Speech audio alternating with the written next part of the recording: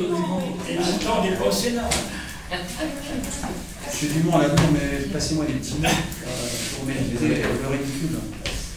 Donc, plus sérieusement sur le fond comme sur la forme, parce que nous sommes dans les délais que nous étions impartis, puisque ce soir, nous soumettons au conseil municipal le plus. Voilà. Je laisserai soit nous expliquer les prochaines étapes après qu'il a présenté les prochains rendez-vous. Et enfin sur le fond, parce que je pense que nous y retrouvons les grandes orientations que nous avons dessinées et confortées depuis 2008 et les nouvelles que nous dessinons, puisque je l'ai dit sans emphase, mais c'est tout de même le volet pénible des années 2020-2030 que nous dessinons et accessoirement, et éventuellement, je reviendrai en complément de mon propos pour dire 2-3 mots. Tu as la parole, mon cher. La discussion qu'on a eue à l'instant, c'est vraiment une discussion intéressante parce qu'en fin de compte, c'est aussi la toile de fond du plan local d'urbanisme par rapport aux notions d'intercommunalité et de plan local d'urbanisme intercommunal. Et justement, au niveau de la fenêtre dans laquelle on a placé le plus, on avait des dates très très serrées, de façon à ce qu'on travaille avant les prochaines élections, sachant que par la suite, on ne serait pas forcément en capacité de faire un plan local vraiment local. Voilà. Donc c'est pour ça qu'on a un petit peu accéléré en dernière ligne droite et qu'on se trouve actuellement dans le bon temps pour finir en fin 2013. Donc, ce qui va vous être proposé, c'est d'arrêter le plus tel que nous l'avons présenté successivement dans les différentes réunions publiques. Ultérieurement, donc, il est stoppé le temps de la consultation, une fois qu'il est arrêté, il est stoppé le temps de la consultation des personnes associées, c'est-à-dire en gros de la préfecture et des différentes associations. Ensuite, il y a une enquête publique qui concerne la totalité du flux avec ses orientations, ses propositions, le plan d'aménagement et développement durable, le zonage, etc. Et ensuite, une fois que l'enquête publique est faite, il est approuvé et donc définitivement effectif. Donc, je vais juste rappeler, je ne vais pas reprendre la totalité du document scientifique qu'a fait M. Lecomte, hein, qui est très clair. Je vais surtout revenir sur les grandes orientations simplement du flux tel qu'il a été fait et le bilan de la concertation, puisque c'était intéressant à travers les 3 réunions publiques. C'est intéressant de refaire, de voir la manière dont on a réinjecté un petit peu ce qui est revenu au niveau des réunions publiques.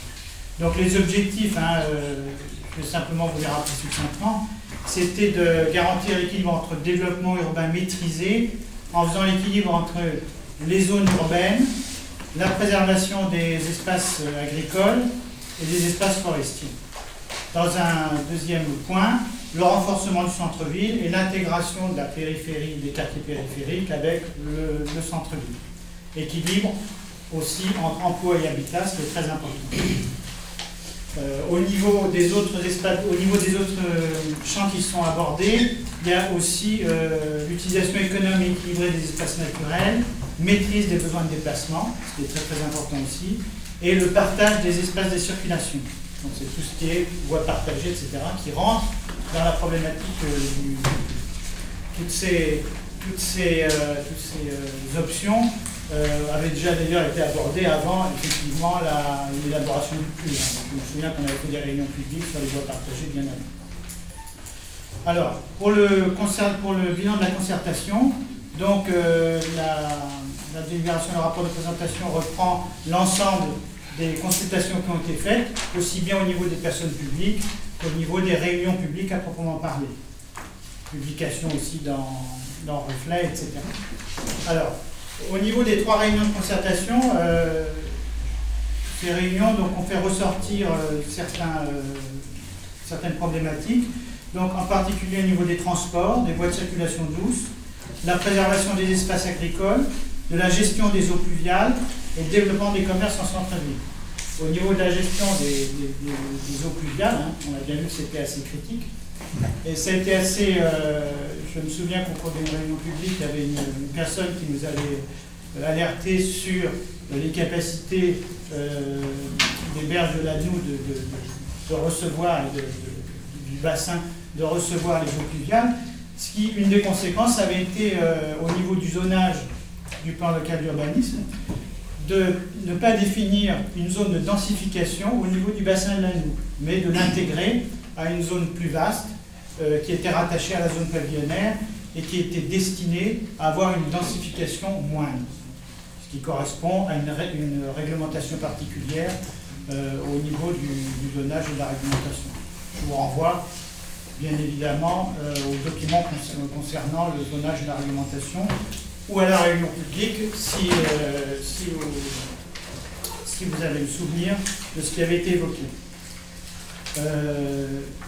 Donc cet aspect-là avait été intégré, c'est intéressant. Et aussi, il avait été évoqué le développement du commerce en centre-ville. On avait évoqué la possibilité de passer à une coefficient d'occupation des sols de 100%, d'augmenter la possibilité pour les zones commerciales ou pour les commerces d'augmenter la possibilité du bâti.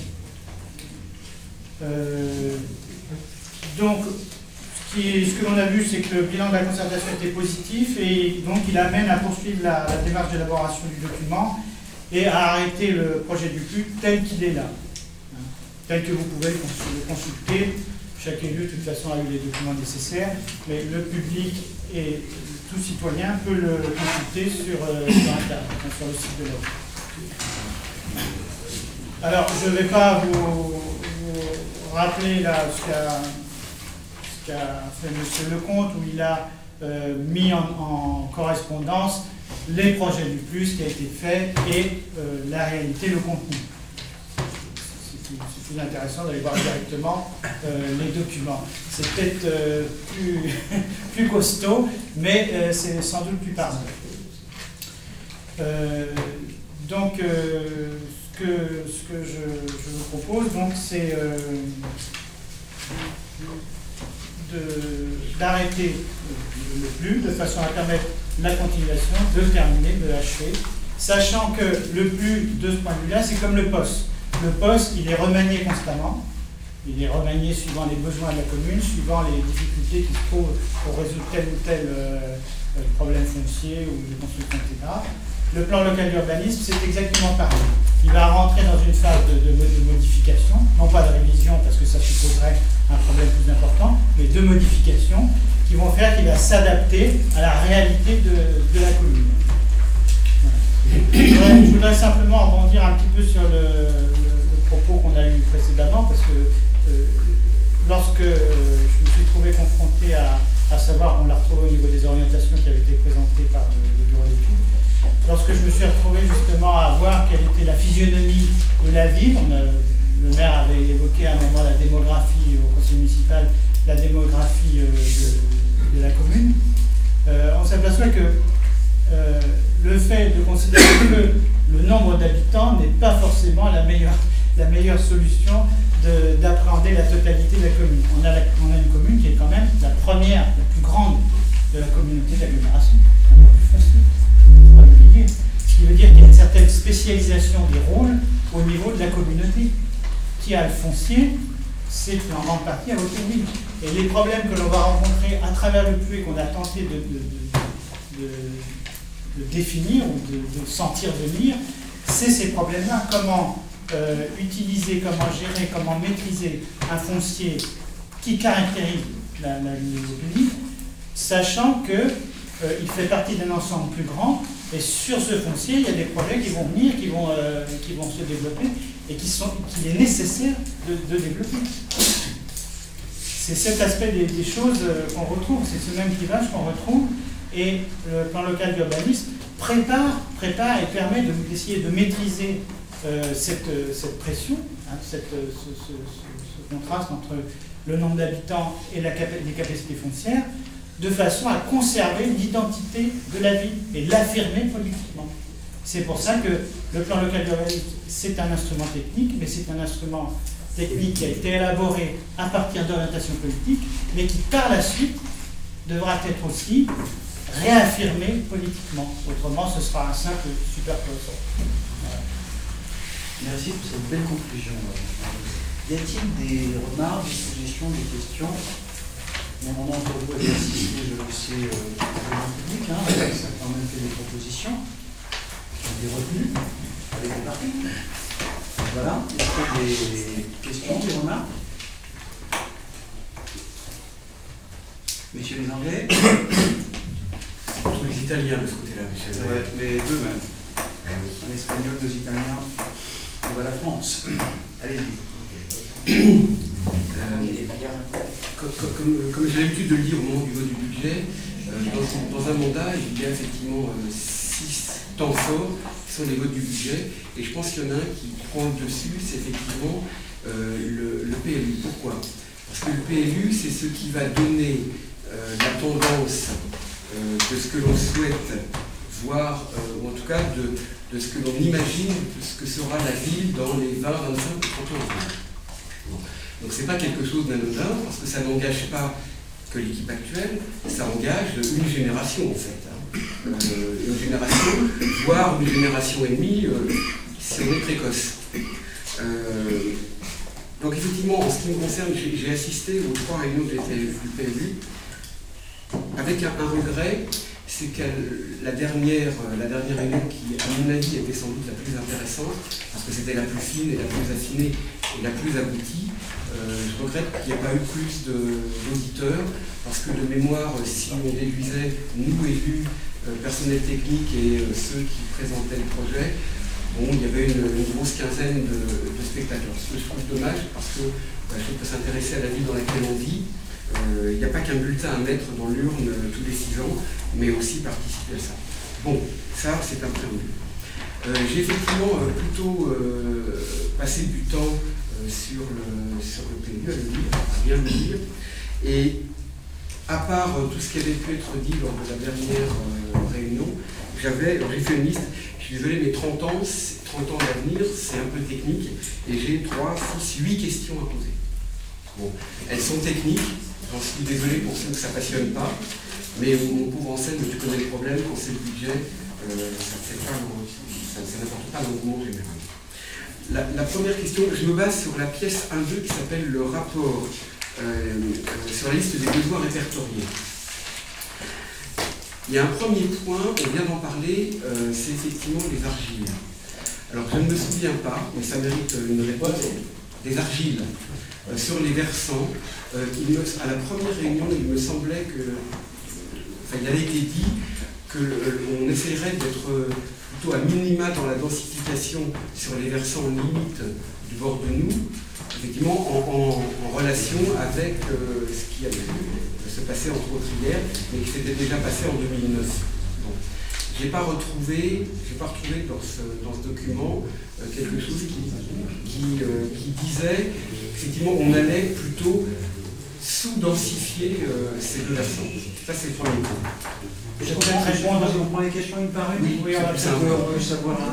Alors, c'est vrai qu'on avait parlé en particulier des notions de ruissellement et de récupération des eaux pluviales, avec la nécessité que chaque parcelle récupère sa propre eau de pluie. Bon, mais de toute façon, ça peut être une obligation légale, c'est aussi un vœu pieux d'une certaine manière, parce que c'est très difficile de savoir qui récupère son eau de pluie ou pas. Je veux dire, on ne peut pas parler dans chaque jardin, savoir. Mais je ne sais pas si c'est vraiment une obligation, mais ça en fait partie. On avait parlé de ça à ce propos-là. Mais le fait, on n'avait pas parlé de réglementation ni zonage à ce moment-là. Et de fait, la zone de l'Annou, dans le poste, avait un zonage particulier, mais qui n'était pas relié, qui n'avait pas de spécification particulière. Mais c'est en voyant que c'était des grandes parcelles, à cet endroit-là, assez souvent, qui sont assez vallonnées, qui ont d'ailleurs un aspect paysager souvent, on s'était posé la question s'il fallait rattacher une partie de l'Annou au centre-ville, comme ça pouvait être concevable pour la partie nord, ou pas. Et on avait un doute, et donc le retour de la réunion publique nous a dit ben non, il ne faut pas rattacher la partie nord du Laveno au centre-ville, comme ça pourrait être logique d'un point de vue de la physiologie. Il faut le rattacher à la zone de moindre densification. Et la zone de moindre densification, c'est la grande zone pavillonnaire qu'on a définie en regroupant certaines zones et qui permettent de conserver à cette zone-là une physionomie plus stable. C'est d'ailleurs dans cette zone-là qu'on a introduit, un peu contrairement à la voie, une surface minimum pour le partage des parcelles. Donc, c'est comme ça que ça s'est passé. C'est acté. Voilà. D'accord. Ma seconde question, alors je vais plus loin dans le document, page 17, ça concerne la protection du patrimoine bâti, où effectivement, j'ai vu qu'il y avait une petite dizaine de bâtiments répertoriés. Il y en a un, je regrette qu'il n'y soit pas, mais c'est celui dans lequel on est, c'est la mairie. Alors je ne parle pas de l'aile qui est derrière, mais simplement ce bâtiment-là, parce que on l'aime tous, il est dans un certain nombre de logos, il est dans un certain nombre d'images vraiment qui sanctifient le lieu et qui dans un lieu laïque. On peut le, en tout cas, on va le considérer comme ça. Non, mais très objectivement, c'est un lieu auquel tout le monde, enfin, on le reconnaît. Notre clocher de mairie, il est intergénérationnel, puisque c'est d'actualité. Je regrette que ce bâtiment ne soit pas dans la liste. Mais je pense que ça m'oublie. Alors, j'ai toujours dit on peut conserver le clocheton. Hein.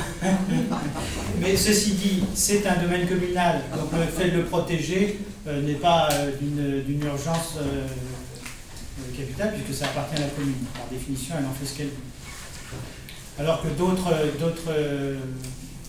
propriétés privées ou jardins privés, etc., ne sont pas sur le domaine communal. Alors je crois qu'il a quand même été noté les aigrefins, il me semble. Les aigrefins, voilà. C'est pour ça qu'il y a les aigrefins, ce qui est bon. Et le conservatoire de. Voilà, mais c'est peut-être plutôt pour prendre date sur un monument particulier, puisque ça appartient à la commune et que la commune, de toute façon. Mais j'entends ce que tu dis, mais est-ce qu'au moins je suis assez sensible au fait que. Parce qu'on est tous attachés à ce qui a été à un moment l'école maternelle, mais de rajouter, bon, il y a un bâtiment un peu noble, en plus, la preuve qu'on est plutôt enclin à le conserver, puisque nous avons consenti des efforts en fin d'accessibilité, dont parlera Colette. On pourrait peut-être le rajouter, parce que c'est vrai que la mairie, en tout cas, le côté, on va dire, le bâtiment historique et son clocher. Voilà, parce qu'il y en a d'autres, je ne jurerai pas de leur dimension historique. C'est vrai qu'à la réflexion, le cabinet d'études avait dit, bon, on va mettre la mairie avec. Je crois que c'est moi qui ai dit, mais de toute façon, ça appartient au truc communal, etc. Alors, comment on peut dire ça? On peut dire quoi? On rajoute simplement le clocher sur le. Dans le document, il est appelé maison de maître, si je ne dis pas de bêtises. Ce bâtiment-ci, ancienne maison de maître, avec une aile moderne. Non, il n'y a pas.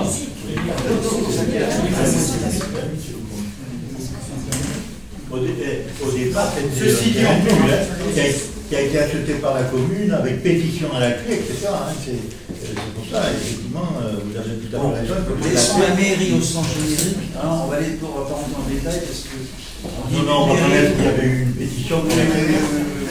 Ça pourrait donner des idées. Alors, votons la proposition de M. Lefrançois de rajouter la mairie dans les bâtiments qui, comment dit-on déjà, éléments remarquables. Éléments remarquables, ce qui protégerait la mairie. Ceux qui habitent. Pour les générations à venir. D'accord. Ça, c'est vendu. Ça, c'est vendu. Ensuite, dans les autres conclusions, il y a une recommandation qui est, voilà, d'offrir des logements plus adaptés à la structure des ménages. Alors je m'interroge, est-ce que c'est un vœu pieux? Parce que d'abord, les ménages aujourd'hui sont pas ceux d'hier et sont sans doute pas ceux de demain. Est-ce que c'est une offre qui sera publique ou est-ce que c'est une offre qui sera privée? Dans la mesure où elle est privée, tout le monde sait que la maximisation, ça sera le mot essentiel, donc ça veut dire, effectivement, on rejoindra le mot de densification tout à l'heure. Enfin voilà, donc qui offre? Est-ce que c'est le privé? Est-ce que c'est le public? C'est le choix général de la commune, là où elle peut intervenir, bien évidemment. c'est-à-dire de préférentiellement, par exemple dans des projets qui sont à son initiative ou avec les bailleurs sociaux, elle va définir le profil de l'habitat qui correspond à la demande locale, ce qui d'ailleurs est assez homogène d'un point de vue national. Mais ceci dit, elle ne peut pas forcément intervenir sur des domaines privés. Et dans le même ordre, un peu plus loin, je lis offrir des emplois plus adaptés au profil des habitants en complément des emplois des autres communes de la communauté d'agglomération. Pour moi, ça reste des options. Alors, c'est pas. Non, parce qu'il y a quand même une zone. Alors, on en a pas, c'est vrai qu'on n'a pas beaucoup évoqué ça, mais la densification ne concerne pas simplement le centre-ville et la zone tampon entre la zone d'activité et le centre-ville, elle concerne la zone d'activité. Et justement, la réglementation et le zonage qui a été fait qui est proposé à travers le PLU vise à permettre la densification de l'activité. Et une diversité qui permet cette densification. Donc, s'il y a une croissance à cet endroit-là, on peut, après tout, faire pression pour qu'elle corresponde à des gens qui habitent sur place, tout simplement. En gros. En conclusion, ce ne sont pas des emplois qu'on va offrir, ce sont des possibilités de secteurs d'activité qui seraient plus en face. Mais je ne vois pas comment aujourd'hui, nous, en tant que collectivité territoriale, on va dire on veut créer des emplois. Ça relève de la baguette magique et honnêtement. Non, monsieur Franzi, on fait ça tous les jours. Nous ne sommes pas, nous, créateurs directs, nous sommes largement contributeurs, que ce soit sur Terre de Cherisy, je peux vous assurer que nous pesons, on ne peut pas toujours rendre les choses publiques, sur la nature des emplois et la destination des 70 000 m². Nous pesons quand nous acceptons, par exemple, la transformation de bâtiments industriels pour accueillir les services techniques de la ville de Melun ou les nôtres. Nous pesons quand nous décidons aussi de soutenir, par exemple, un permis de construire de la Poste. Nous pesons quand des industriels, c'est pratiquement toutes les semaines, viennent ici en nous disant « j'ai besoin, on fait ça avec Fatima, on va dire toutes les semaines, ça serait forcé le trait, mais une fois par mois, lorsqu'un industriel nous dit « est-ce que vous allez m'aider à créer les conditions d'une extension parce que je veux élargir un atelier ?» Parce que nous faisons encore partie de ces rares parcs d'activité qui revendiquent son identité industrielle. Tout le monde en parle de manière incantatoire, personne n'en veut. Personne n'en veut. Voilà, c'est comme vous voyez, les foyers d'accueil médicaux pour handicapés, tout le monde en parle, personne n'en veut. Nous on fait, enfin, on veut et on traduit. Et donc je peux vous assurer qu'on pèse sur la qualification de l'emploi, sans quoi on serait sur des réorientations qui pèsent juste sur de la grande distribution du service de la téléphonie mobile. Or non, il nous est arrivé de poser des réserves, de poser des conditions pour trouver en effet cette unicité, vraiment. Mais on dit donc la même chose, ce ne sont pas des emplois, mais des typologies de sociétés qui, elles, proposeront des emplois. Ce n'est pas la même chose. Contribuant, c'est pas la même chose. On ne peut pas proposer des emplois, on peut simplement orienter plus ou moins tel type d'activité. Effectivement, on préférera avoir tel ou tel type de... Sur les mots, je préfère la formule, mais pas de moi, je suis très à l'aise, de créer les conditions. C'est pas tout à fait la même chose qu'orienter. Là, ça serait un peu prétentieux. Je veux dire, nous ne sommes pas, étant modeste moi-même chef d'entreprise, il y a un moment, ce sont les entreprises qui créent, les nouveaux produits, les nouveaux services. C'est pas la ville et le vol pénible de surcroît qui dicte. Dans certaines collectivités, ça joue. Quand vous êtes à l'échelle de la métropole lyonnaise, vous pesez sur la nature des activités. Et je prends qu'un exemple, comment on pèse, monsieur Franzi. L'exemple le plus simple et le plus récent, c'est quand nous avons obtenu, c'est pas pour nous. On a fait ici, ça s'est adopté aussi à l'unanimité. La fibre optique, qui l'a souhaité, qui s'est battu, qui l'a voulu, c'est Vol Pénible qui l'a souhaité à la communauté d'agglomération. Ce Vol Pénible qui va perdre en influence demain, c'est Vol Pénible qui, la première, l'a développé sur son parc d'activité. Ah, voilà comment on pèse. Voilà comment on crée les conditions d'implantation d'entreprise. Et sans la fibre optique, je peux vous assurer que ce soit, c'est Saint-Just, hein, dans l'hôtel d'entreprise, Fatima, il y avait 2 entreprises qui étaient prêtes à partir, et je peux vous assurer que si demain, on peut le dire, Schlumberger va continuer à investir dans la recherche et dans la formation, c'est aussi parce que nous avons créé modestement les conditions d'un réinvestissement public sur l'espace public ou sur les éléments partagés, 4,3 millions d'euros de requalification du parc d'activité. Nous nous sommes battus, Pierre, pour créer les conditions que les entreprises restent. Réinvestir et sans que ça ne coûte rien aux concitoyens des entreprises de la fibre optique, voilà, donc créer les conditions. J'ai bien que le message sur la fibre était bien passé et était bien entendu.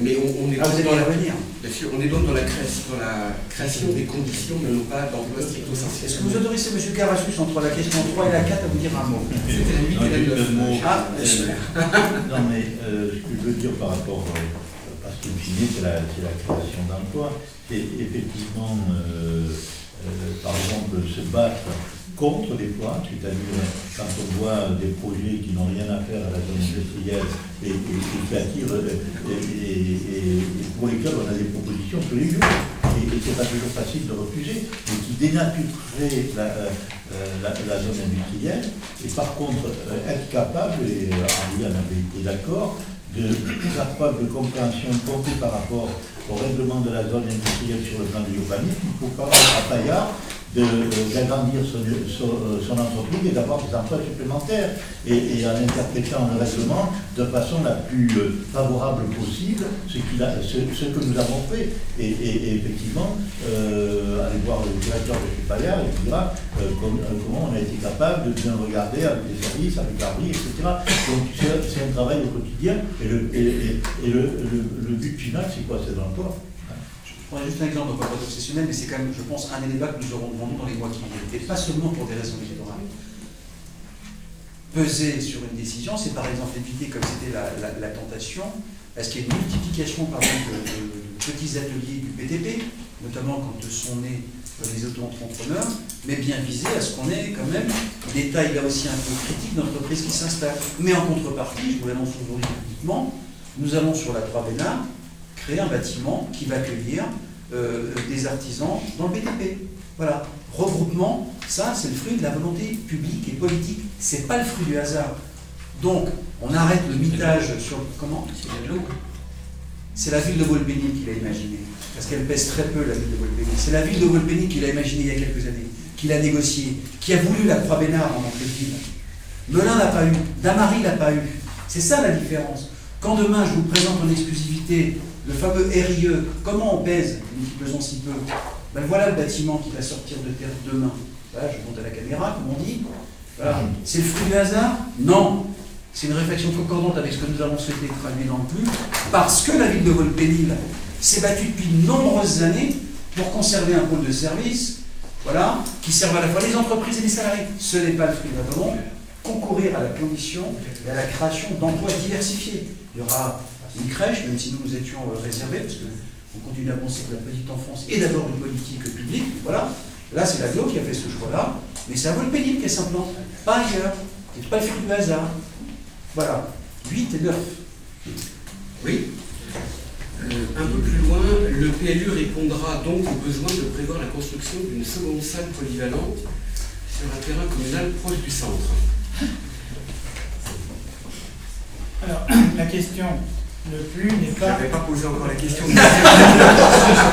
C'est une question qui est suspendue depuis longtemps. En fait, le plan local d'urbanisme est chargé, c'est pas un programme électoral, hein. C'est-à-dire qu'il est chargé d'envisager la réponse à des besoins. Et chaque fois qu'il y a besoin, ces besoins correspondent à une réservation de foncier, elle prend une option. C'est tout. C'est-à-dire qu'il n'y a ni nécessité d'avoir une deuxième salle, etc. Mais c'est simplement, ça répond à ce qui avait été fait au niveau du diagnostic. Et il y a la possibilité, puisqu'il peut y avoir ce besoin-là, de réserver une place. Et donc, ça doit s'inscrire à ce moment-là dans le plan local de façon à soutenir un projet éventuel. C'est tout. J'entends bien, mais quand je dis sur un terrain communal proche du centre, je me dis que l'idée, elle est déjà un peu dans le tunnel. Mais non, mais écoutez, qu'est-ce que c'est qu'un truc, comme le disait Henri? C'est d'abord un acte politique, c'est une capacité prospective et une mise en perspective. Je donne quelques exemples qui prouvent que Henri a eu raison de formuler cette proposition. Il y a des éléments qui sont endogènes et d'autres exogènes. Exogènes, quand la loi sur la réforme des fonds scolaires, nous en parlerons bientôt, s'impose à nous. Vous savez qu'à l'heure où le comité stratégique s'est encore récemment réuni, ou l'heure avec Pierre et Jacqueline Chelier mènent ce travail, quelle est l'une des questions qui va peut-être se poser à nous? Je le dis souvent en réunion publique. Si demain 70 à 80% des enfants scolarisés fréquentent nos accueils périscolaires, et viennent dans ces temps périscolaires qui nous seront désormais dévolus à partir du 1er septembre 2014. Peut-être faudra-t-il un espace polyvalent qui permette de s'ouvrir à différentes pratiques.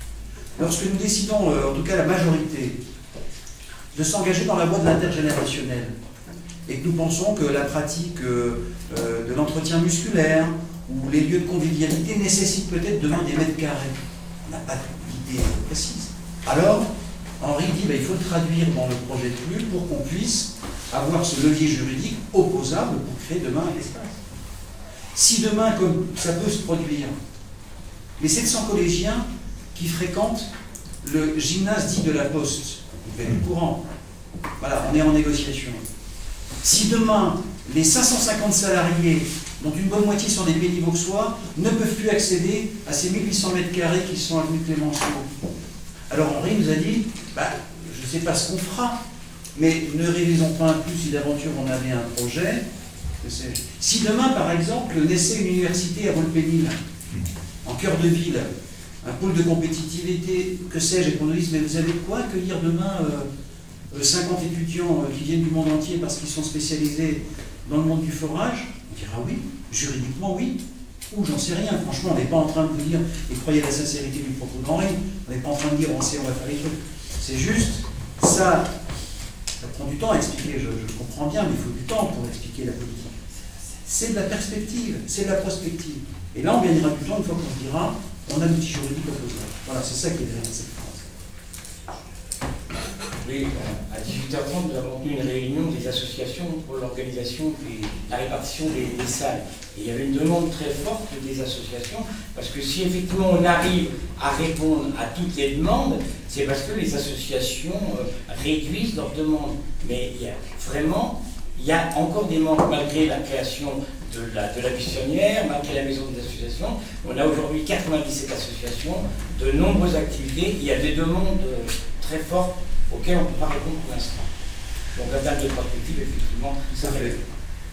On vous donne la parole. Oui. Dans ma question, c'était plutôt l'aspect terrain communal proche du centre qui m'interpellait.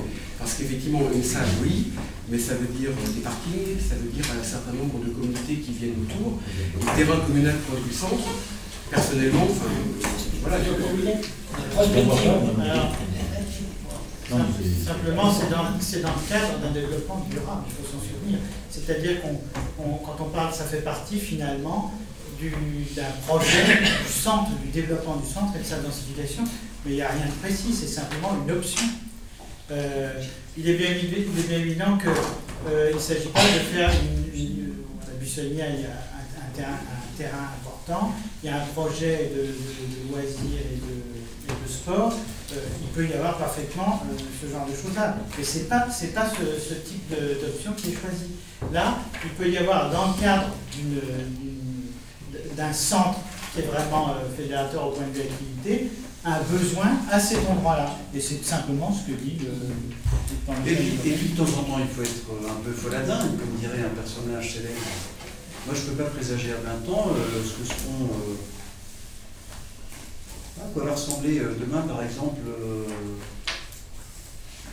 le stade de la Doumègue. Est-ce que dans 20 ans, il sera encore en état et ce sera ça la future salle polyvalente? Est-ce que nos co-tennis demain ne seront pas fatigués? Il faudra refaire des tennis plus petits, plus larges? Je n'en sais rien. C'est comme quand on dit un jour il faudra, ça fait toujours un peu... C'est sûr pour les gens, quand on dit il faudra aussi penser une extension, la création d'un nouveau cimetière. Oui, la question vous sera posée. Donc c'est toutes ces questions-là. Le centre, je rappelle que lorsque, Henri, nous avons défini cette nouvelle configuration de ville, notre centre, il s'est élargi. Puisqu'aujourd'hui, dans ce qu'on appelle le centre, on est allé jusqu'à la ferme des Jeux. Le centre est très ouvert. Le centre est parfois ouvert, mais des fois un peu incertain. Voilà. Mais un jour, il choisira. Voilà. Il choisira. Allez, dernière question. L'avant-dernière. L'avant-dernière, oui. Dans les besoins répertoriés en matière de circulation et de desserte, alors j'ai lu avec beaucoup d'attention mobilité, réseau routier, circulation douce, etc. À aucun moment j'ai vu le terme plan de circulation.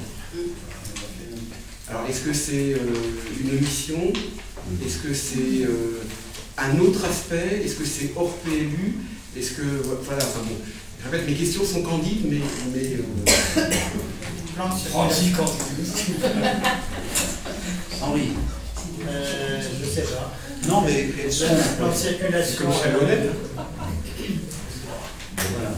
Non, mais à ce stade, parce que la réflexion n'a pas été davantage poussée, parce que il ne faut pas non plus, j'allais dire, et réinventer la Lune et se forcer à refaire le nouveau plan. Il y a des choses qui sont, vous savez mieux que moi, à améliorer et améliorables.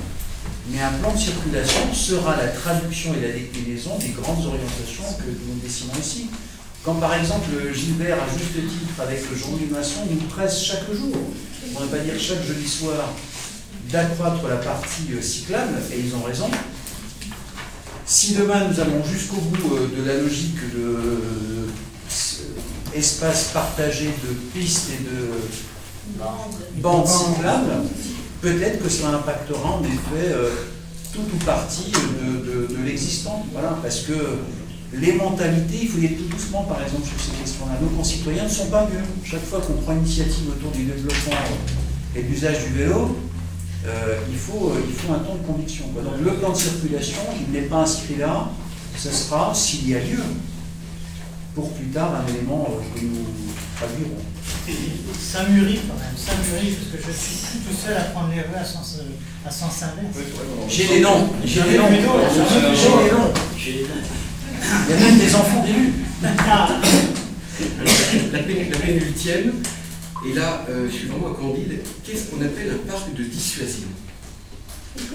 Alors, un parc de dissuasion. Prévoir des parcs de dissuasion. Ça je sais, ça je sais. Ah, voilà, moi je sais pas.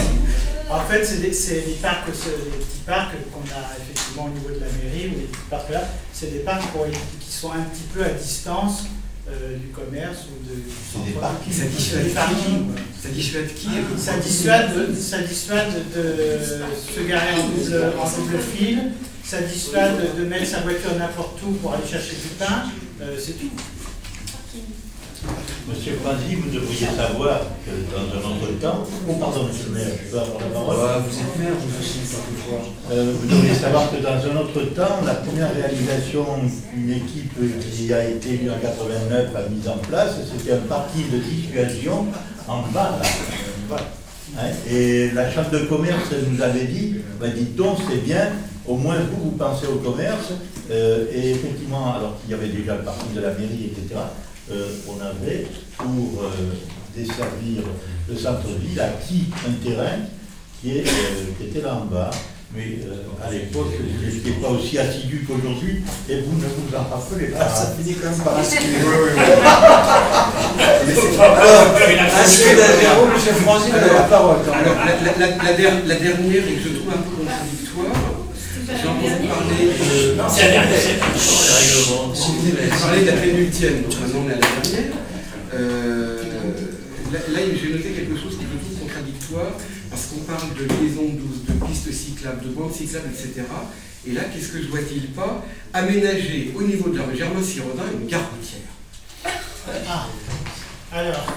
Je ne peux pas être Cassandre, mais ça m'interpelle drôlement. Je me dis que c'est. Alors, qu'est-ce qu'une gare routière? Est-ce que vous voulez bien laisser M. Henri de Mérignac répondre? Merci. Qu'est-ce qu'une gare routière? C'est un endroit où s'arrêtent les bus, effectivement, de façon intégrée à la ville et par rapport aux services qu'ils doivent rendre. Le fait est qu'actuellement, les problèmes liés au stationnement des bus en centre-ville ou ailleurs ne sont pas résolus. Donc, le plan local de la ville s'est dit qu'il faudra une gare routière. Simplement, ça prend date sur un besoin qui, pour l'instant, ne correspond pas à un projet précis. Oui. Alors, le fait d'utiliser la notion de gare routière, on peut retirer la notion de gare routière, mais c'est très difficile de changer par autre chose. C'est pourquoi on a laissé gare routière. Monsieur Carachus. Non, le terme de gare routière était un peu trop fort, mais je comprends qu'on le laisse. Par contre, moi je suis pour qu'on supprime Sirodin, parce que la réalité c'est qu'aujourd'hui, on le sait bien, Jean-Louis Masson et M. le maire ont été voir à la communauté, tel que ça se passait à Sirodin, ça ne paraissait pas possible. L'état d'esprit de l'équipe, c'est effectivement qu'il n'est pas pensable, qu'il n'y ait pas un arrêt conséquent en centre-ville, enfin conséquent, un arrêt qui satisfasse la population de centre-ville. Et c'est très difficile à organiser. Voilà. Et donc, que ça soit au plus acté, que l'on a l'ambition d'avoir une véritable desserte en centre-ville me paraît très important. Quant à préciser les lieux, au vu des débats que vous avez, monsieur le maire et Jean-Louis Masson, avec la communauté, pas entre vous, non, avec la communauté. Jamais entre nous, toujours avec un tiers. Oui. Donc il me semble qu'il n'est pas judicieux de maintenir ce problème. Tout à fait, ce sera supprimé, ça ne correspond plus du tout, c'était évoqué à une époque, ça ne correspond plus du tout, sans compter que ce qui est peut-être plus intéressant, c'est de voir à plus long terme dans le développement du quartier du Chemin Vert, par exemple, qui, lui, va être parfaitement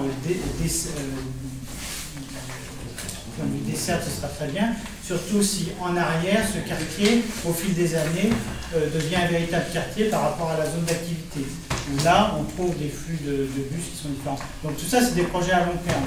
Effectivement, il faut supprimer... Moi, je me rappelle que nous retenions la proposition de Pierre Caracus, qui correspond, enfin, pour être clair, le collègue de Sable, parce qu'on a du mal.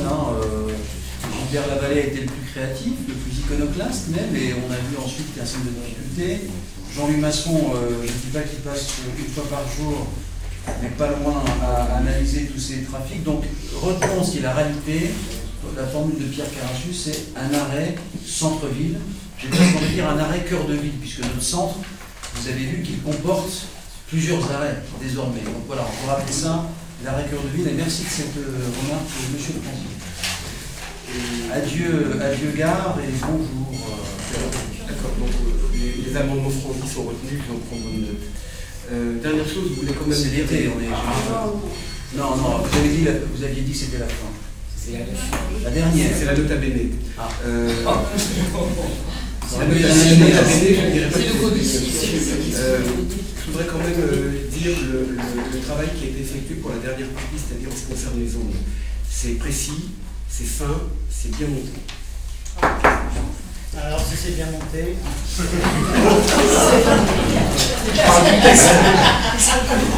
Il est temps que nous partions en vacances. L'esprit est taquin. En tout cas, monsieur Francis, je vous remercie parce que ce compliment s'adresse... Le dernier, moi, je m'y attendais pas. Le centre, chacun ses faiblesses. Allez, redevons mon sérieux. Et ce compliment s'adresse, outre, je le dis, à notre cabinet, qui vous aide depuis le début, parce que, voilà, il est là pendant la réunion publique, mais il s'adresse d'abord à Henri, ensuite à monsieur le directeur général et aussi à monsieur Babillot, parce que nous commentons, mais le gros du travail a été fait. Donc merci Henri. Est-ce qu'il y a d'autres remarques? Monsieur, combien de questions avez-vous? Parce qu'on nous annonçait... Vous savez, je fais toujours très bref. C'est vrai, et essentiel. Je n'arrive pas à développer...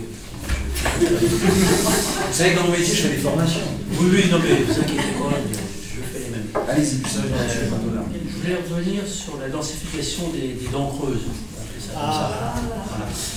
La première question, c'est de savoir comment vous allez appréhender le stationnement. Non, excusez-moi, monsieur le professeur, parce que les gens ont été dissipés. Est-ce que vous pouvez c'est vous le maître d'œuvre. Absolument. Et quand j'ai tort, je le dis. Quand je n'ai pas maîtrisé le bruit, je vous demande de reposer votre question, monsieur. Voilà. Alors, la première des questions, en ce qui concerne les dents creuses, dans le centre de Volpenil, nous voudrions savoir comment vous allez appréhender le stationnement des véhicules. Puisque qui dit densification, dit arrivée de construction, dit arrivée de véhicules. Voilà, la première des questions. Comme le fixe la loi. C'est la loi qui le fixe, M. Pratola. Voilà. Je pense que ça dépend. On a posé la question par rapport aux autres. Une réponse plus élaborée.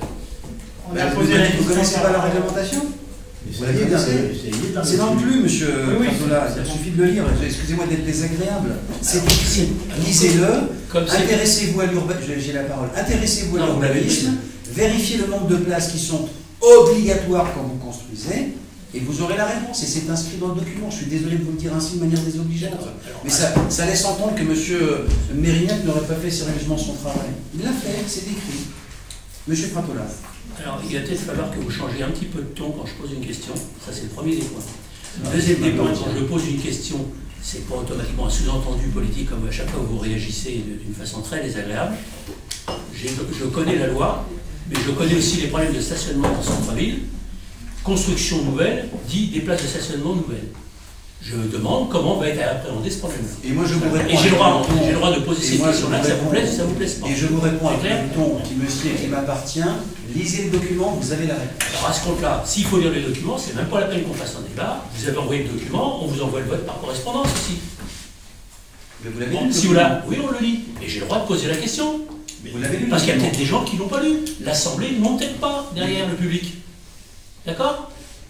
Nous, si je sais monter le ton, moi je monte le ton, mais sans me moquer du monde. Je dis les choses en face. Ouais, ouais. Et vous avez une attitude vis-à-vis de moi en l'occurrence, en conseil municipal, parce qu'à l'extérieur vous avez tout à fait une autre attitude, qui est beaucoup plus agréable, qui est là, très désagréable. Alors j'aimerais bien que vous reveniez un petit peu sur terre. D'accord? J'ajouterais juste une Et chose. je voudrais avoir la réponse de M. Voilà. Mérignac, parce que la question que j'avais posée à M. Mérignac, et pas à vous. Je dirais une chose, c'est que Et de manière. Ça va maintenant. Non, mais. Ça, Non. ça c'est la phrase de trop, mais je la garde quand même. Hein. Oui, mais vous pouvez la garder, ça Car pose aucun jusqu'à problème. preuve du contraire, ne vous en déplaise, et on prend Oui. date. Voilà, c'est moi qui préside les débats. Oui. Monsieur Mérignac, vous Faut être avez correct. la parole. En ce qui est de manière générale, s'applique la règle générale. Il est bien évident que dans certains cas de construction particuliers en centre-ville où il n'y a pas de place, où il peut y avoir des notions d'intérêt public qui interviennent, il peut y avoir des formes dérogatoires, des conventions ou des choses comme ça, qui s'appliqueront au cas par cas. Voilà. Je vous remercie de votre réponse, qui était toute simple, à une question simple. J'ai une deuxième question. Je vous en prie. La deuxième question, c'est en ce qui concerne la présentation du PLU. Donc j'ai assisté aux réunions publiques. Sur la partie du haut qui est, pour faire passer un petit peu la situation du PLU, dans zone 2 AU, c'est-à-dire la partie du haut qui est pas loin des entrepôts. D'accord. Donc cette zone-là a bien une visée urbaine. C'est la zone que nous avons décrite comme 2 AU pour répondre aux contraintes du SDRIF. D'accord. C'est une zone agricole D'accord. qui, pour la commune, doit rester agricole parce qu'elle fait partie de l'activité de la ferme du Gernois. Et à long terme, le maire l'a réaffirmé au niveau des personnes associées, c'est-à-dire face à la direction départementale des territoires et face à la Chambre de l'agriculture, au représentant de la Chambre de l'agriculture, il l'a réaffirmé comme devant rester agricole. Mais nous sommes obligés de la qualifier comme 2 AU, c'est-à-dire comme zone à urbaniser, parce que le PLU doit être conforme au schéma directeur de l'Île-de-France. C'est tout. Mais il est bien évident que c'est une obligation à laquelle on s'est obligé, si vous voulez, sachant que par ailleurs, Pierre Carassus, par l'intermédiaire du SCOT, tente justement de faire modifier cet aspect du schéma directeur de l'Île-de-France qui a été arrêté, mais non pas encore approuvé. Je peux poursuivre? Monsieur Carassus a la parole. Oui, simplement comme le dit Henri de Mérignac, j'ai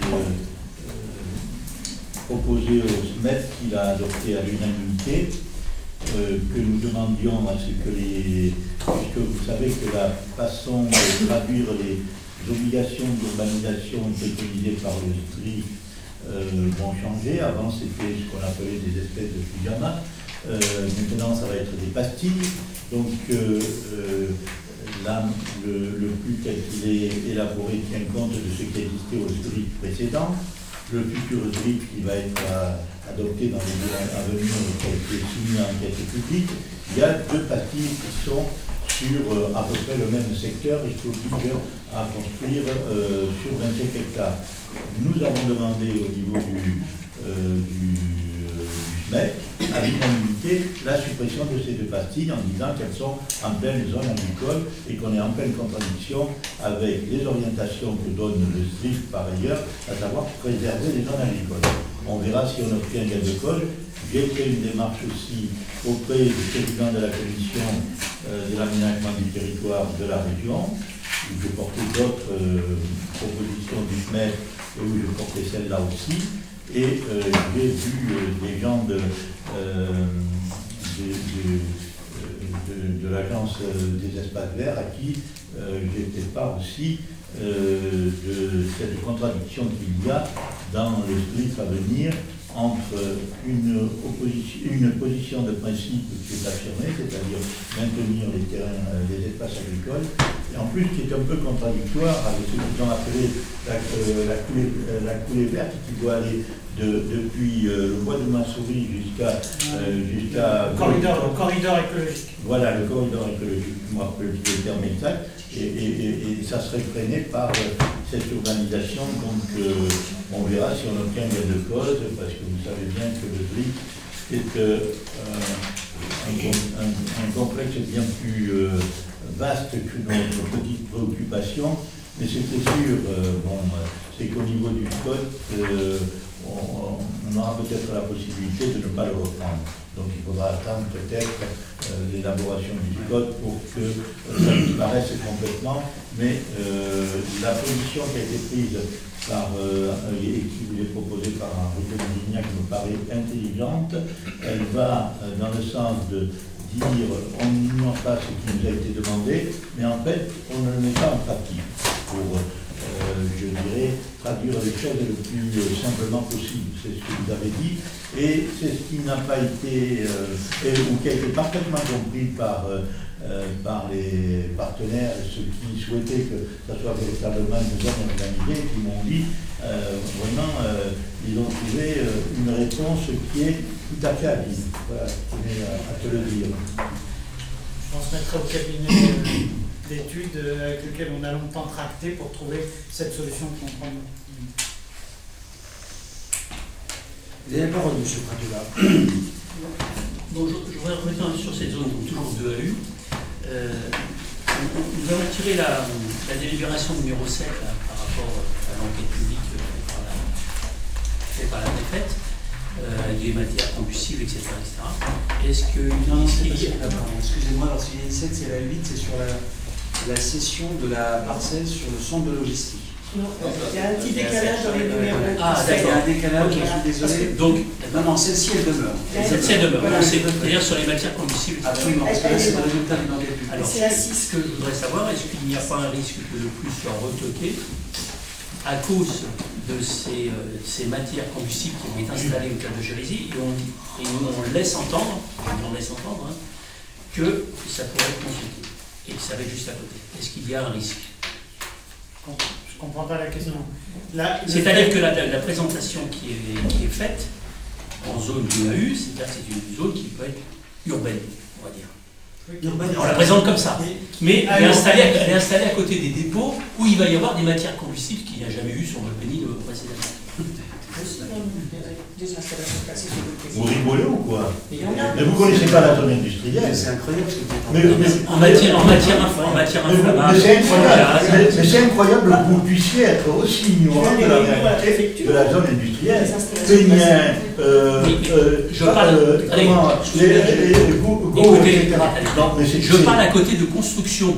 Je sais bien que ce qu'il y a dans la zone, Les silos, par exemple. là, à côté de construction. En pleine zone industrielle, il n'y a pas de construction. Je parle je les connais, ces entreprises. Je parle à côté des constructions. C'est très important. Je demande juste si ça peut être retoqué. C'est une question simple. C'est très simple parce que nous allons venir sur le fantasme que vous avez derrière les produits inflammables, qui pour certains sont des produits ou de camping pour particulier pour la grande distribution, nous allons anticiper, ou des pneus, ou des matelas. Ils sont considérés comme inflammables, vous voyez. Et si dans cette salle, on décide de prendre des produits inflammables, vous voyez, la salle va vite se vider. Donc attention avec ce fantasme autour des produits inflammables. Parce que lisez aussi là ce qui accompagne la délibération sur les produits inflammables. Vous avez le détail des produits pour ne pas se méprendre. Zone urbanisable ne veut pas dire zone constructible. Zone urbanisable, si demain on y fait un camping avec des yourtes, c'est urbanisé, urbanisable. Pour l'heure, nous pensons que nous répondons aux prescriptions et recommandations du PLU. Car vous n'êtes pas sans savoir, je pense que vous étiez déjà vu, qu'en 1993, un même document opposable fixait une part beaucoup plus large sur les terrains agricoles de zones dites urbanisables. Voilà. C'est vrai qu'à la région comme ailleurs, on souhaiterait faire de la Seine-et-Marne le lieu de peuplement. Voilà. Je le dis ici de manière solennelle, comme ça a été dit par le passé et répété en 2008. Il n'y aura pas avec nous de nouveaux droits à construire. D'accord? Et nous traduirons juridiquement, comme nous devons faire à travers ce document, l'impossibilité qu'il y aura à faire des droits à construire. Voilà. Donc ensuite, quand bien même la région viendrait s'y opposer, nous l'imposer, on verra. Mais pour nous, c'est fort improbable qu'il vienne à partir de cette réponse, qui est un élément de cartographie, puisque nous sommes dans le prolongement du tertre de la Cheriseraie, et demain, par exemple, ça pourrait être un prolongement du tertre. Voilà. Tout simplement. Et il devient urbanisable comme les hectares qui sont à côté. Et je ne vois pas le rapport entre la délibération sur l'enquête publique sur les produits de stockage et ce document-là. Et enfin, je vous le dis gentiment, que vous demandiez si à Volpénil, comme dans le reste de l'agglo, il y a des produits inflammables, voire dangereux, à côté d'une zone d'habitat, voilà, j'en dis pas plus. C'est que vraiment, vous ne connaissez pas les industries de cette zone d'activité. Ah mais je vous dis gentiment, là, elle est vraiment bien. Toutes les entreprises, toutes, elles ont des produits inflammables et pour certaines des produits dits dangereux, au même titre que nous en avons dans nos domiciles. Voilà. Pas cette quantité-là. Mais vous ne savez pas la quantité. Quelle quantité? Vous avez compris pourquoi il y a une délibération comme celle-ci, M. Pratolin? Vous avez compris le sens de cette délibération? Je comprends, mais si on pose une question et qu'automatiquement vous en êtes tous à la dérision, déformer les propos, je pose plus de questions. Je ne fais pas de la dérision. Je me permets de vous interpeller parce que nous traitons de choses sérieuses. Et je m'étonne, je m'étonne d'un certain nombre de questions que je vous dis très cordialement que je trouve ubuesques. Ubuesques. Vous les trouvez ubuesques, vous? Je suis pas le Il y seul. a d'autres qui les trouvent pas ubuesques. Écoutez, les gens apprécient. Oui, si vous voulez. Je peux dire une chose, c'est simplement que la notion de parcelle de AU est absolument sans rapport avec l'activité qu'il y a sur le terme du sujet. Et la réglementation, le changement de réglementation qui est relativement mineur, parce qu'on ne tombe pas dans une réglementation CFZO ou avec des produits extrêmement dangereux. C'est uniquement une extension des produits qui sont permis de stocker dans un entrepôt logistique. Là, c'est quelque chose d'assez modeste et ça n'a aucun rapport avec la zone de la vie. Très bien, alors revenons au plus. Une question? Non, non. Mais est-ce que vous avez un avis sur le plus? Est-ce que vous avez un avis sur la zone 2 à 1? Non? Non, mais c'est intéressant que les gens... J'ai pas envie de partir dans des événements inutiles. C'est pas d'énervement, c'est d'avoir un point de vue. Nous sommes en train de parler de la vision de la ville à 20 ou 30 ans. Attendez, je vous demande de me laisser la parole quand je participe. D'accord? Voilà. L'objet, je le dis sérieusement, un an de travail pratiquement qui a été conduit par André et par d'autres, d'une vision à 20 ou 30 ans de la ville, avec des débats, des questions légitimes comme celle de la zone de AU, sur les questions qui ont été posées sur le stationnement. Le débat démocratique, c'est qu'une fois qu'on a posé des questions, donnez votre point de vue. Dites si vous considérez que ce plus est conforme à l'histoire, à l'ADN, et je dirais, est-ce que peut-être cette ville demain dans une agglomération? C'est ça que j'aimerais entendre. J'aimerais qu'on ait, et on a le droit de se friter un peu dans la vie, même dans une cour d'école on s'engueule, même à la maison on s'engueule, et on n'en tire pas, ça arrive. Et moi je vous le dis sérieusement et respectueusement, j'aimerais que nous ayons un débat enfin sur la vision que vous avez, que nous avons de la ville. Nous elle est simple. Sur la question de la densification contre l'étalement urbain, une position forte, une densification qui touche à l'habitat, au parc d'activité, aux zones vertes. Nous sommes pour le reboisement, pour élargir les parcs. Quelle est votre position là-dessus? Nous sommes par exemple pour la requalification des espaces publics et leur embellissement dans les 10 ans qui viennent. Ce qui vont comporter des contraintes sur nos concitoyens en leur disant il faut finir absolument un certain nombre de murs disgracieux et de murets, même si je sais que les temps sont durs. Nous voulons faire en sorte que les espaces publics, les services publics soient au cœur de la cité et de bâtir ensuite des éléments de lien entre les différents quartiers. Nous voulons faire, je l'ai dit, vous avez entendu mon discours, je l'ai dit au moment du plus, faire de l'intergénérationnel un élément structurant de cette ville. Nous voulons une ville qui fasse entre 10 500 et 11 000 habitants, ni plus ni moins, qui garde son attractivité, sa réputation. C'est ça le débat qu'on devrait avoir. Oui, la zone 2AU, c'est important. Nous allons sanctuariser le plateau agricole. Voilà. Sanctuariser plutôt que sanctifier. Je sens plus juste. Voilà. Ça, c'est des éléments probants. Nous voulons nous battre pour avoir un parc d'activité qui crée des emplois. Oui à l'industrie. Oui aux matières dangereuses s'il en faut pour créer de l'emploi. Oui, ouais, bien sûr.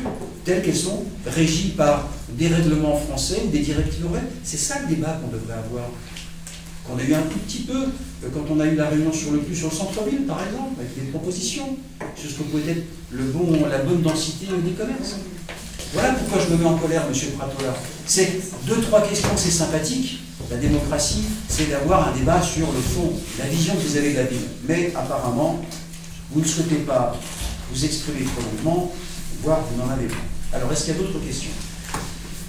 Eh bien, je vous donne la parole, M. Pratola. On va répondre à la première question. Nous avons toujours des questions à poser et des avis. Alors, en ce qui concerne les dents creuses et la densification du centre-ville, si vous voulez connaître l'opposition, nous sommes contre. Nous sommes contre pour les problèmes de stationnement et nous sommes contre aussi parce qu'il va y avoir un problème de fond. Nous avons eu malheureusement hier un accident, loin de nous l'idée que qui que ce soit porte la responsabilité, et nous avons eu des incidents climatiques hier. Il va se poser aussi le problème des évacuations des eaux usées ou des eaux pluviales. Voilà. Quelle est dans votre idée, comment vous allez appréhender ces évacuations rue Bouton-Gaillard, rue des Carouges, parce que vous les excluez d'une zone de la noue, puisque sans désertification, mais l'eau, elle ne choisit pas les zones et les traits que l'on peut tirer sur un plan. Il y a de l'eau qui va partir du côté de la côte Saint-Gemme, malheureusement on a vu les dégâts, et il y a de l'eau qui va redescendre sur la noue, rue de la Noue de la Seine, pour une Seine, pardon. Voilà, je voulais savoir comment vous allez appréhender cette partie-là. Non, mais j'ai répondu à M. Franzi sur le même sujet. Vous avez répondu sur la densification. Non, mais pour moi, pardon, excusez-moi. Voilà. Vous avez fini, pardon? Non, je m'entends, allez-y. Vous avez répondu uniquement sur une partie de zone, disant voilà cette partie qui était devant la noue. Le problème c'est que comme Volpénil et comme ça, quand en bas il y a la noue, l'eau qui part du Bouton-Gaillard, etc., elle part où actuellement? Elle part du côté de la côte Saint-Gemme ou elle descend rue de la Noue? Donc c'est beaucoup plus large que la zonage. On voudrait savoir comment vous allez appréhender les évacuations d'eau usée et d'eau pluviale. Très bien. Voilà. C'était un débat qu'on devait avoir au début, mais il arrive un peu tardivement, et c'est encore avec une galipette que vous répondez en posant une question. J'attends toujours de savoir votre point de vue. Votre point de vue. Et si vous avez d'autres questions... Puis-je avoir un point de vue avant d'abord poser des questions et après avoir mon point de vue? Mais cette question, vous menez le débat comme vous voulez, mais moi je repose mes questions comme j'ai envie de les poser. Comment me semble. Voilà. Monsieur Carassus. Non, mais il faudrait quand même avoir un peu de respect pour les autres conseillers. Poser des questions alors qu'on croyait que le débat était terminé, c'est assez désagréable. Moi, je trouve que Antoine Franzi, avec qui j'ai beaucoup de différents, a une attitude tout à fait correcte. Il est venu ici, il a exprimé des positions et on a pu y répondre avec accord ou désaccord. Il faut que M. le maire vous trie un peu pour qu'à la fin vous posiez deux questions sur lesquelles il aurait été intéressant qu'on ait un véritable débat. Elles viennent maintenant, alors que moi je croyais que le débat était terminé. C'est d'un désagréable et d'un manque de correction à l'égard de l'ensemble des conseillers municipaux qui me paraît insupportable. Monsieur Pratola, vous avez la parole. Je vais rappeler à M. Carassus que tant que nous ne sommes pas passés au vote, nous avons le droit de poser des questions. Voilà, tout simplement. Et moi, comme lui. Donc, je ne vois pas, il n'y a pas... M. Franzi est passé avant moi, j'aurais pu passer avant, il posait ses questions après. Ça n'aura rien changé du tout. Tant que nous ne sommes pas passés au vote, nous sommes en droit de poser des questions. Voilà. Heureusement que ça plaise ou que ça ne plaise pas, mais voilà. Je suis désolé, mais chacun sa façon de fonctionner. Bien sûr. Est-ce que le temps des questions est passé, à défaut d'avoir des positions? Eh bien, je mets aux voix ce bon document fait par notre ami Henri. Y a-t-il des voix contre? Y a-t-il des abstentions? Il y a 4 abstentions. Adoptées. Je vous remercie. Nous passons maintenant Eh bien, excusez-moi, je retourne. Monsieur Anselme Manasseri pour un bail commercial avec la société Sencra. Oui, il s'agit de céder en bail commercial à 9 ans au combustible à la société Sencra, une propriété communale qui n'a plus d'affectation aujourd'hui. Donc elle est située 1140 avenue Saint-Just, au niveau du rond-point, elle est mitoyenne avec la société Sencra. Donc cette propriété abrite aujourd'hui les anciens échangeurs des puits de géothermie. Et donc on se propose de céder en bail commercial à la société Sencra. Donc cette bâtisse ne sera utilisée que pour du stockage et quelques parkings autour de la bâtisse. L'accès se fera directement par l'établissement Sencra. Et donc, on nous propose un bail commercial de logement combustible à 7 200 € hors taxe par an. Monsieur Dumont, il y a une question, je pense que la localisation, c'est ça? Non, je voulais savoir quelle était en fait l'activité de la Sencra. L'entretien des chaufferies. D'accord. Oui, dans son élan. Est-ce qu'il y a des questions concernant cette proposition de bail avec la société Sencra? Je mets au voix, y a-t-il des voix contre? Des abstentions? À l'unanimité, je vous remercie. Alors ensuite, Madame Moreau qui va nous parler, nous avons un peu amorcé ce débat. Donc effectivement, c'est le point 6, il est marqué 7 sur le projet de délibération. Excusez-moi, c'est bien la délibération numéro 6. Alors, donc actuellement, dans les conditions d'exploitation de l'entrepôt de stockage du tertre de Chorizy, ne figure pas le stockage de matières combustibles.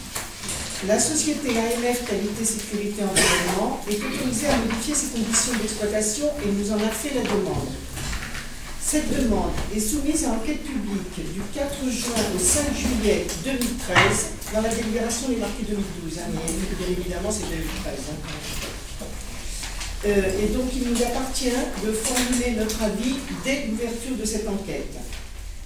Alors sachant que l'extension de la capacité de stockage à de nouveaux produits renforcera l'attractivité du centre qui, vous le savez, aujourd'hui ne tourne pas donc, de façon optimale, ne serait pas rempli de façon optimale, et que par ailleurs les différents services instructeurs, donc l'ARS du 26 février 2013, la DRIEE, je pense que c'est anciennement la DRIE, on a changé de nom, Île-de-France du 1er mars 2013 et le SDIS du 15 mai 2013, ont considéré que l'importance de l'installation projetée et l'importance des dangers ont bien été prises en compte. Ces trois différents services instructeurs ont émis un avis favorable. Vous avez dans les dossiers une feuille qui vous donne au niveau des installations classées, les installations classées et le régime, c'est-à-dire que savoir que certaines installations classées sont -A qui dit qu'elles sont autorisées d'office, il n'y a aucun souci, d'autres sont soumises à déclaration ou soumises au contrôle périodique prévu par l'article L512-11 du Code de l'environnement. Donc elles ont été listées avec les différentes possibilités qu'il peut y avoir par rapport à ces installations classées. Ces installations classées, bien évidemment, sont suivies régulièrement, y compris par les services de la préfecture. Et quand on met sur le contrôle périodique, c'est effectivement cela, c'est qu'elles sont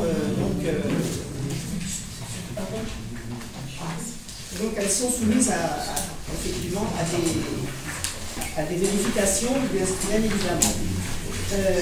Donc, nous, aujourd'hui, on nous demande d'émettre un avis favorable éventuellement, bien sûr, c'est ce qui est souhaitable, à la demande qui a été présentée par la société AMF, AMF, je veux dire les QSE, ça ne me fait pas trop, Qualité, sécurité. Voilà, comme je vous ai dit tout à l'heure, et qui représente la société Constructa de modifier les installations pour être développées dans le centre logistique du tertre de Chorizy. Sachant que pour compléter donc cette information par rapport à cet endroit, différentes installations classées aujourd'hui sur la zone industrielle, et y compris même au niveau du silo, sont suivies régulièrement en préfecture et qu'elles ont les normes qui leur sont imposées. Donc, ça n'est pas fait comme cela sans qu'il y ait des contrôles. Merci Madame Moreau. Y a-t-il des questions concernant cette délibération? Il n'y en a pas, il y en avait eu. Alors, je précise pour les personnes dans la salle, car M. Foucault a raison, il faut toujours faire l'effort de la pédagogie. Il s'agit pour l'essentiel, en fait, de pouvoir accueillir demain les produits de la grande distribution, puisque vous savez que l'un des enjeux et du devenir de ce centre logistique, c'est, nous l'espérons, de suivre le mouvement du fameux e-commerce. Voilà, ce qui fait que les gens de plus en plus, à partir de leur domicile, en règle générale, eh bien, commandent leurs courses, tout produit confondu. Et en fait, comme le glissait Pierre à l'oreille, c'est que nous rentrons à travers cette nouvelle délibération dans le droit commun, puisque jusque-là, le centre de logistique ne pouvait prendre partie qu'à dire que des produits dits alimentaires, hein, d'accord, ou des matières sèches, voilà, de stockage. Il y a eu un moment Truffaut, vous vous en souvenez, qui a occupé le. Désormais, eh bien, et Soleil Vert. Oui, Soleil Vert, mais je crois qu'il y a aussi, excusez-moi, il y a eu quelques millimètres carrés qui à un moment étaient loués à Truffaut, puisque c'était un dirigeant qui est près de Pontopourou, qui est un Elie Vauxois, que je connais bien, si je veux bien plus. Et donc en fait, à travers cette nouvelle qualification qui suppose cette enquête publique, ça permettrait, si les discussions avancent sur ces 60 000 m² potentiels, voilà, d'y accueillir des produits de consommation qui vont, je dirais, de la bombe aérosol jusqu'au pneu. Voilà. Oui, bombe aérosol, hein, mais je dis bien aérosol. Voilà. Je mets aux voix s'il n'y a pas d'autres remarques. Y a-t-il des voix contre? Des abstentions? 4 abstentions. Je vous remercie, adopté.